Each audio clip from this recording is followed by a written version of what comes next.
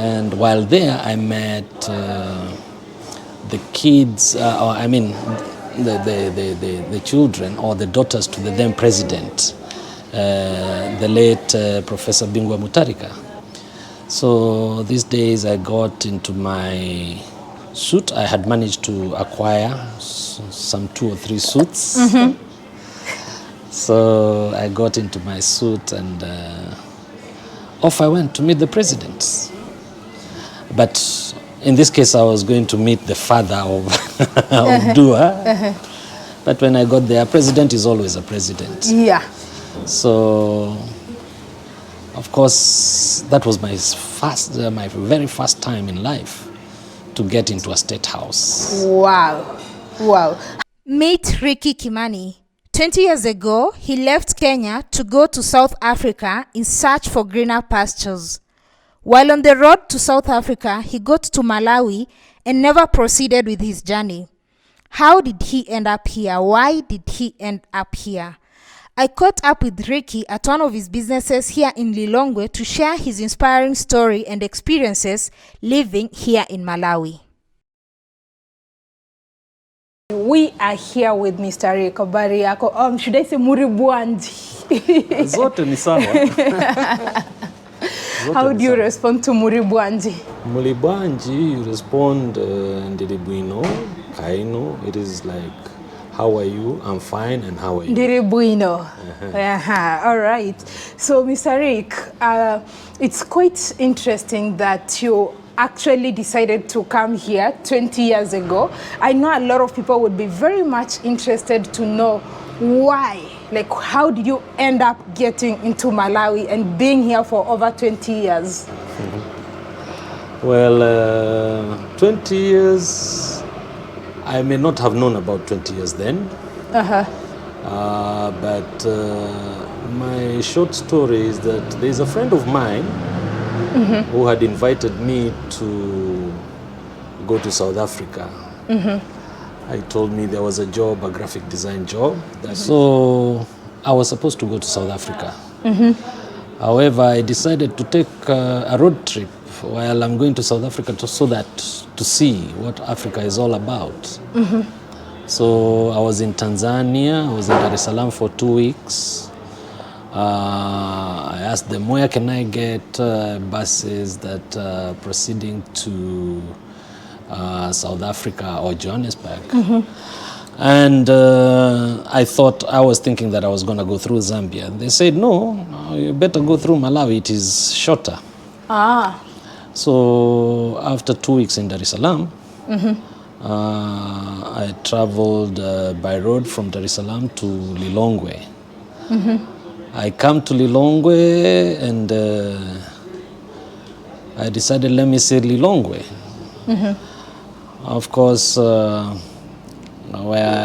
I was still here now planning how to go back, to continue on my journey to South Africa, I met friends here. I made friends. They had a small, was it an internet cafe? Cyber cafe, more cyber like. Cafe. Then they had a few problems on designing, and I told them I could help them. Which year was this? This was in 2001. Oh wow, that's quite daring. So what kind of job were you going to look for in South Africa? Well, I was actually going to be a graphic designer. And of course I was not very keen because I had worked with some South Africans in Kenya because I was working for One Stop Media before it was bought by Alliance Media. The one that does billboards? Yeah, and it was an advertising company. So I had I had met South Africans and I knew how there was one white guy who was very racist. So I was not very keen, so I was just going to see whether I would survive or not. So when I came into Malawi, and these guys gave me that opportunity to show them how to design, how to do it. I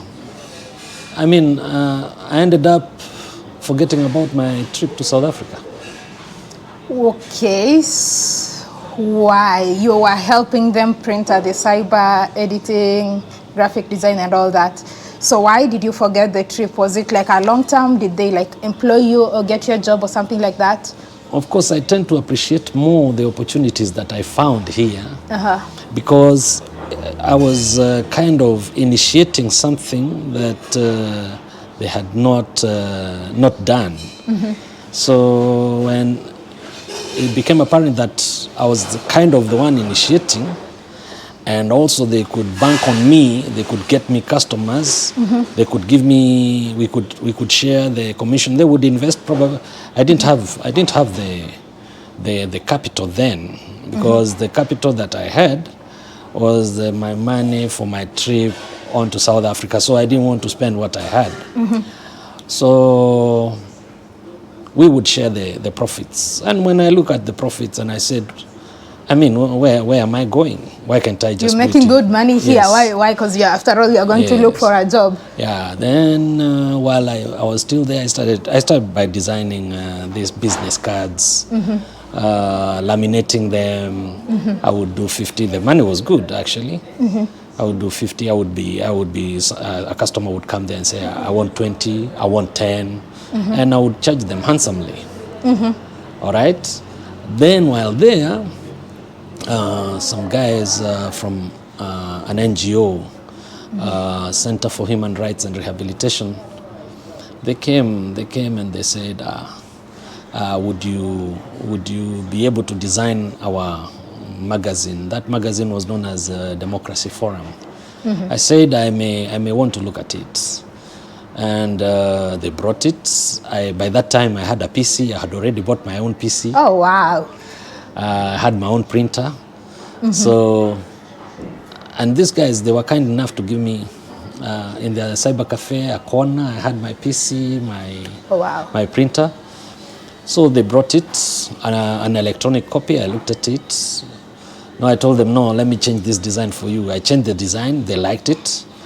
And while I was laying it out, those days we used to use PageMaker, PageMaker, Adobe Illustrator. So while I was laying it out, I would tell them, no, I think there are grammatical errors, and they would ask me, would you edit it? So the person who was editing for them, doing the editing for them, he would actually take about 3 months to edit. It was a 45, 48-page magazine. So they told me, would you do it for us? And I did it. I did the editing, and they loved it. I did it in 3 days. Wow! Instead of 1 month. No, instead of 3 months. 3 months. Yes. You took 3 days. 3 days. So the guys, they said, I think this is an asset. So they invited me to go and join CHRR as a communications guy. So I would do their brochures, I would do their books, I would do their leaflets, whatever. And I was with CHRR for quite some time, up to 2005. Yeah, 2005. CHRR. Then from there, while having lived in the country, you are meeting different people, working with the civil society. That time I had been invited, along the way I came to know people from the South African High Commission. And I remember they had a cocktail party, and I was invited there.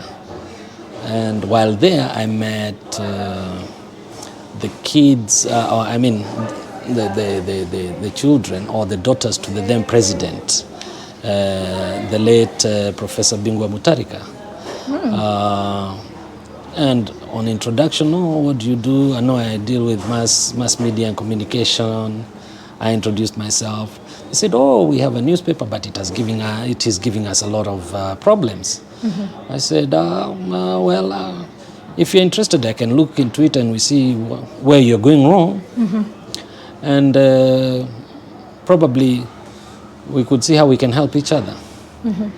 Oh, they said, okay, can we have your contacts? I gave them my contacts. Mm-hmm. So no, we'll contact you in about 2 or 3 days. Mm-hmm. About a week later, mm-hmm. The daughter of the late president, she's Dua Mutarika, contacted me. And she asked me, would you mind meeting my father? And I was taken aback. Ooh, wow. The father, to her, the father, to me, was a president of the country. President of the country. So I prepared a one-pager summary of what I thought a newspaper would be. Mm-hmm. And according to the problems that she had told me they were facing. So these days I got into my suit. I had managed to acquire some 2 or 3 suits. Mm-hmm. So I got into my suit and off I went to meet the president. But in this case I was going to meet the father of Dua. But when I got there, president is always a president. Yeah. So, of course, that was my very first time in life to get into a state house. Wow. Wow. How was that experience? How, like, were you nervous, excited? Like, what? Well, it was unbelievable, you know. Your heart is here, your heart is in your mouth. You do not know what you're going to say, what you're not going to say. What is right to say, yes, and what is not right to say. So the only thing I knew, my secret was going in there, saying hello and keeping quiet to hear from them. Uh-huh. So that is how it began. And when I got there, I introduced myself. This is what I do. I work for Center for Human Rights and Rehabilitation. And he said, tomorrow I want you to go to where my newspaper is being run. I want you to go and list down everything that you think should happen there. Mm-hmm. And the following day I was there. Uh-huh. Did you discuss money, or he just sent you? I mean, how do you start discussing money with the president? You don't. When he sends you, you just go. You just go. You know, the remuneration would come, and it would come in a good way. Uh-huh. And when I went there, you know, this was a 32-page newspaper, and there were about 60 people. Uh-huh. And I'm wondering, for God's sake, what is this? And I said, no. So I listed all the things that needed to happen. Yeah. And I sent them back. Then he called me to a meeting and he told me, I want you to retain the number of people that you think are needed in that establishment. Uh-huh. And I asked him, how about the payments? He said, no, don't worry, I'm gonna do the payments. So you just tell me you need this number of people and who. Uh-huh. So I sorted that out. Uh-huh. And the newspaper, The Guardian, mm-hmm. It went,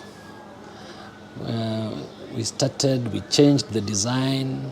Mm-hmm. I wish I had the copies. We changed the designs. And we now started competing with the 2 local dailies then. Uh-huh.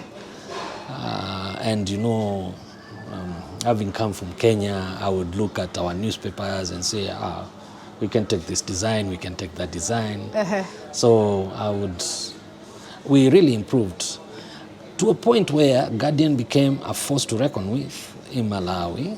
Wow. And now the other newspapers, they started thinking of poaching me from this newspaper.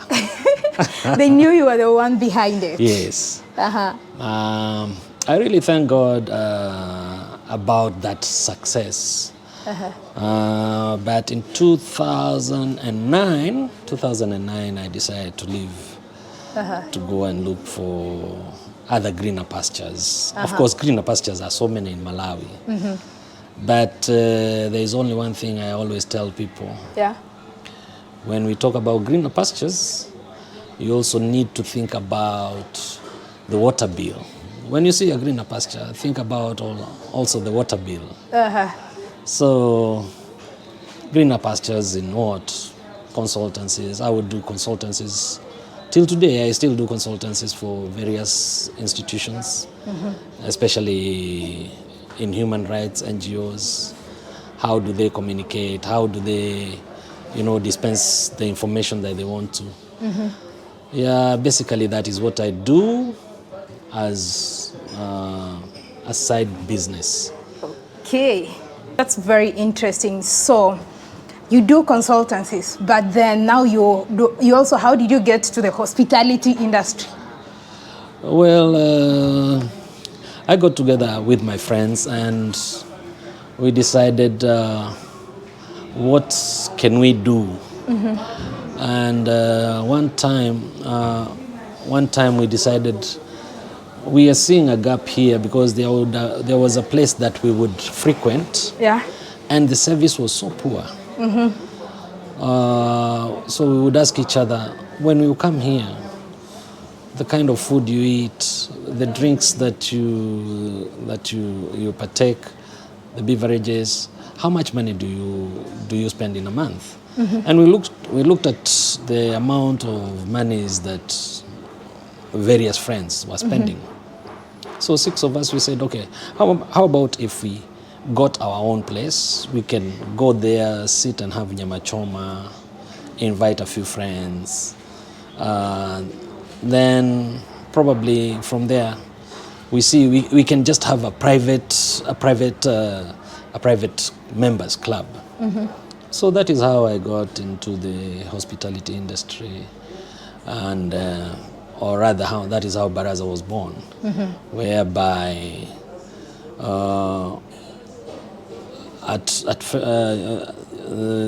in the first days we would just gather there, we braai our meat, and then we go home.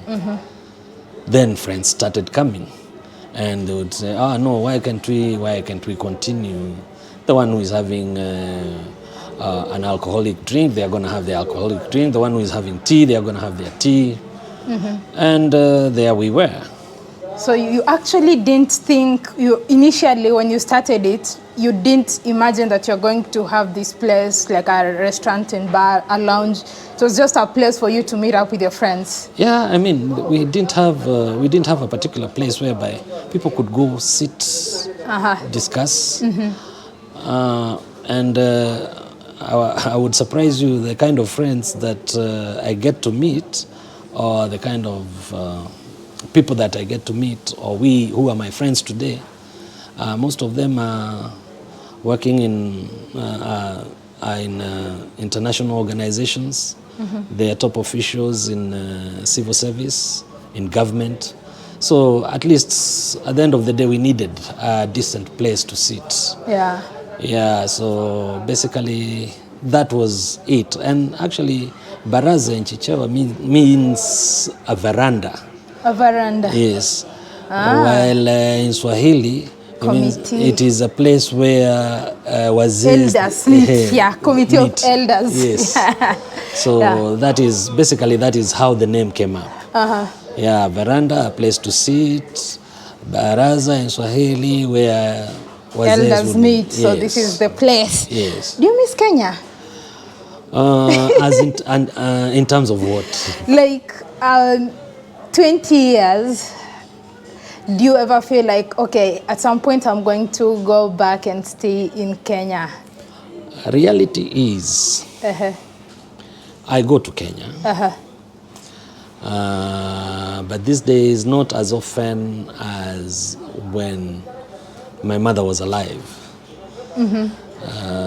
Of course, I have siblings there. My daughter she's a grown-up. She's 20 plus. So she's there. So the thing is, I wouldn't say that I miss, and I wouldn't say that I don't miss Kenya. I still have that relationship with Kenya. And so once in a while, I get to go and spend time there. But now, the other thing is that when you take so long outside your country, there are challenges that come up.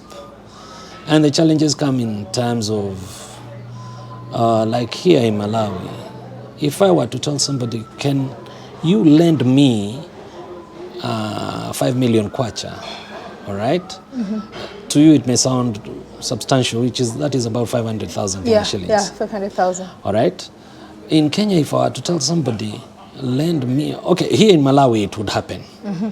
All right? Just like that. Yeah.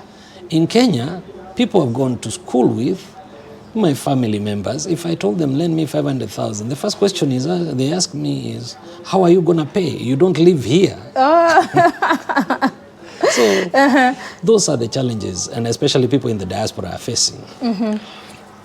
However, we've learned how to live such that even if I needed money while in Kenya, I would just call Malawi and I would get my transfer from Malawi. It is easier from Malawi than in Kenya. You're getting it in Kenya. So basically that is how life is. Do I have any regrets? No. Africa is Africa. I believe I'm an African. I can be anywhere. Free citizen of Africa. Yes. The other thing that people ask me is, when I die, where I want to be buried. Yes. A dead person has no choice. Wherever. You're dead. You're dead. You're Which gone. choices are you making? Nothing. Whether they cremate you, whether they do whatever. So, You're gone. So those are things that do not bother me. But well, we'll see. That is why we have wills. Yeah, you write something down so that it doesn't cause trouble. You don't want people pushing and shoving over your dead body. So that is why you write something down. Okay. Yeah. All right, that's very interesting. You have a very, very interesting story. So what are the major challenges you faced? Okay, it seems everything was great for you moving here. You just find a job, something you are not planning, like things just go right. So did you face any challenges here? Do you ever face any challenges being here? By the way, there is no story that has no challenges. Okay, share the challenges. But in most cases, we only tend to share the positives. And that is why, in most cases, you'll hear people saying, can you invite me into Malawi? It looks like it is happening. It's a nice place. Everything is happening. It's happening for you. But guys, I've invested 20 years. For it to happen. For me to be where I am, it has taken me 20 years. Now you're seeing me because you know me, we met in Kiambu or wherever, we were in the same school, and you think it is just like that. No, it is an investment. So the challenges are there. There are times when these guys, they will look at you and they think, why would you be the one? And why not someone from here? Yes. So there is that repulsion, but you manage it. Because at the end of the day, what are you looking for? It is daily bread. If you have extra, it's okay. Yeah, and you thank God. It's one day at a time. Yeah, the challenges are there. Like when it comes to medical, when you're here, you're like, wow. You need to be ready to go to Kenya anytime. Oh, the healthcare system. The healthcare system. So those challenges are there, but we don't talk about the negatives. We only talk about the positives. The positives, yeah. But just know that each and every story has the other side of the coin. There is always another side. Yeah, like I actually, that's what sometimes I say. A lot of people might look at you or your life and say, oh, you are lucky. But they don't realize it's not luck, it's opportunity meeting a prepared mind. Yeah, if you didn't have those skills, the skills you had, and if you didn't start that journey from Kenya, coming here, you would never be here probably. As I said, Waswahili husema, tembea bure, usikae bure. Manake ni kwamba unapotembea, yani unatembea kwamba una cha kufanya. Yani Kiswahili Nairobi tunasema kurandaranda. Kurandaranda, yeah. Utapata cha kufanya. Unaweza hata kama unarandaranda, unaweza hata ukapata pesa ukaokota. Lakini unapokaa nyumbani, zile hela ambazo uliokota ungezipata? Haungezipata. Yeah. Kwa hivyo it is very very important watu wawe ni watu ambao wanajituma. Usikae nyumba ya wazazi wako kwamba umekaa tu manake unakula, una mahali pa kulala. Jamani, until when? Just You go have out to there. get out of home. Go out there, and not necessarily that you need a godfather. No. There's God in heaven. Who can be the best godfather other than God himself? You don't need anybody. You see, each and every one of us has a potential. And as long as that potential remains unexploited, it remains dead. It is until you get into the lake or into the sea or into the swimming pool, that is the only time you can know whether you can float or you cannot. Yeah. Awesome. So life is about venturing. You venture out there. You never know what you would become. You don't know. But as long as you're still seated, you don't know. So, and it is better to try and fail. Try and fail. And actually when you fail, that is when you know that actually I was doing something. But when you're just idle, you cannot fail, you cannot succeed. Yeah. But when you're trying, the only two things that can happen to you: either succeed or fail. And then try again. Yes. Yeah. Until you succeed. Yes. All right, that's awesome. You are also the chairperson of Kenyans living in Malawi. Yes. Is there a huge population of Kenyans living in Malawi? And also, I know a lot of people would also be interested to know, are there opportunities, like maybe a lot of people might want to venture into Malawi? I know it's not easy, like you already stated. It's not easy. It's not going to come and work immediately, like, you know. So what opportunities exist? Malawi is a very good country. Warm heart of Africa. And it depends. I wouldn't tell people that there are opportunities or there are no opportunities in Malawi, because it depends with an individual. What do you want to do in life? It is until you venture out there and you see what opportunities you might fit in, what you might be able to do. So basically it's about for you to come and see for yourself. And that is very, very important, whereby as Africans we must be able to travel across borders, and we will learn how to appreciate. For the Kenyans living in Malawi, we have different categories of Kenyans. There are those who work in international organizations. There are those who have come seconded to work in the local and national organizations. There are some who are working in government. There are some who are hustlers and traders. So there are some who are spouses who are married here. So we have all these types of Kenyans. And we may be, like in Lilongwe, we may be about 100 families. So not only in Lilongwe, we have families in Zuzu, we have families in Blantyre and elsewhere. However, what is very, very important for us as Kenyans, we know we are the ambassadors of our country, and the most important thing is to make sure that our flag is flying high, and wherever we are doing our best, and the good name of our country is maintained. That is the best we can do as Kenyans outside. All right, you had it. Thank you so much, Mr. Ricky, for your time. I appreciate it. I know you're a very busy person, but thank you for creating this time to share and inspire us. You're welcome. Asante sana. And you're always welcome to Malawi. I'll definitely be back. So thank you so much for watching this amazing episode. I hope you learned a thing or two. Make sure you hit the like button, share, and subscribe. And until next time, I want to say goodbye in Malawi. How do I say? Tuonanaso. Yeah. So until next time, tuonanaso. Thank you.